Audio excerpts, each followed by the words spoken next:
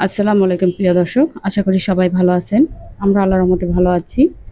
আজকের রেসিপিতে থাকছে উত্তরবঙ্গের ঐতিহ্যবাহী খাবার আলু গাটি। আর আজকে আমি আলু গাটিটি রান্না করব গরুর মাংস দিয়ে।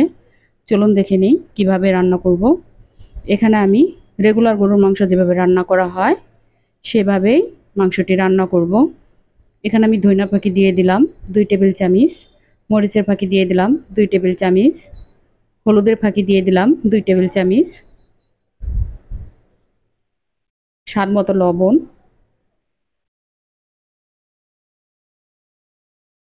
আদা রসুন বাটা 2 টেবিল চামচ, পেঁয়াজ কুচি, আর দিয়ে দিচ্ছি 2টি তেজপাতা, 2টি দারচিনি, 4টি লবঙ্গ এবং এলাচ 4টি করে। আর এখানে আমি 1.5 কেজি গরুর মাংস নিয়েছি হাড় চর্বি সহ। আর এখানে আমি দিয়ে দিচ্ছি সরষের তেল, আর এর ভিতরে আমি রেগুলার রান্নার তেলও দিয়েছি। আর এখানে তেলের পরিমাণটা, ঝালের পরিমাণটা একটু বেশি থাকবে। আর এখানে আমি আলু নিয়েছি, লাল আলু। আর লাল আলুটি এরকমই গোল গোল আকারের লাল আলু নিতে হবে, নয়তো এটার স্বাদ ভালো হবে না। আর এটা নতুন আলু দিয়ে বেশি মজা লাগে। আর এখানে আমার গরুর মাংসটি হয়ে আসছে প্রায়। আর গরুর মাংস নতুন করে দেখানোর এত কিছু নাই, নিয়মিত যেভাবে রান্না করা হয় মাংসটি সেভাবেই রান্না করব। আর আলুগুলোকে আমি এখানে সিদ্ধ করে এখন এটাকে আমি একটু ভেঙে নিব, পুরা ভেঙে নিব না, আধা ভাঙ্গা করে নিব, যাতে হালকা কিছু আস্তে আস্তে থাকে।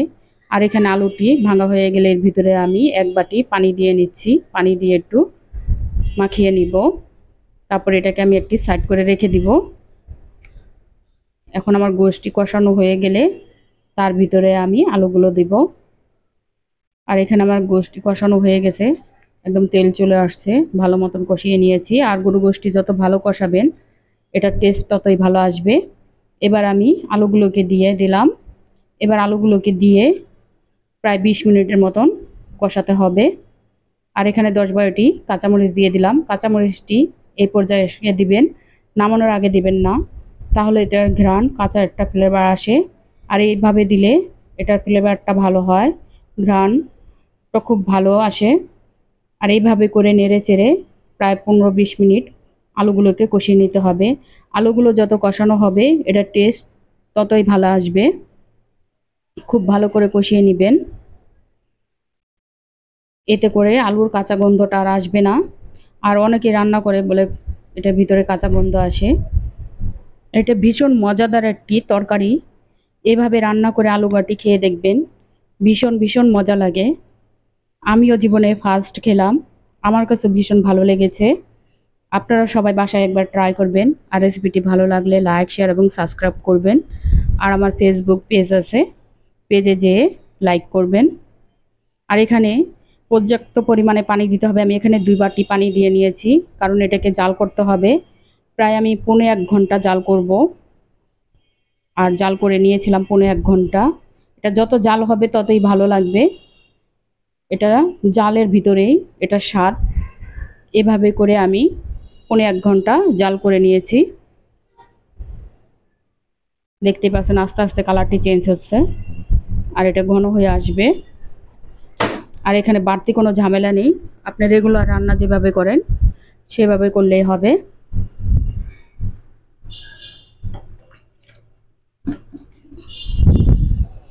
একবার বাসায় ট্রাই করে দেখবেন, দেখবেন সবাই পছন্দ করবে, বারবারই খেতে ইচ্ছে করবে। কিছুক্ষণ পর পর একটু নেড়ে চেড়ে দিবেন, কারণ এটা আলু দেওয়া তলনেতে লেগে যেতে পারে, তাই একটু নেড়ে চেড়ে দিতে হবে। আর এখানে আমার আলু গাটিটি হয়ে গেছে। আর এটা একটু ঝোলই নামাতে হবে, কারণ আলু এটা যদি ঠান্ডা হয় তাহলে এটা আরও ঘন হয়ে যাবে।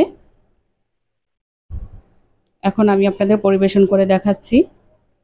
দেখতেই পারছেন কত সুন্দর কালার হয়েছে, দেখতে খুব ভালো লাগতেছে। সবাই এভাবে ট্রাই করবেন, আমাদের জন্য দোয়া করবেন। সবাই ভালো থাকবেন। আসসালামু আলাইকুম।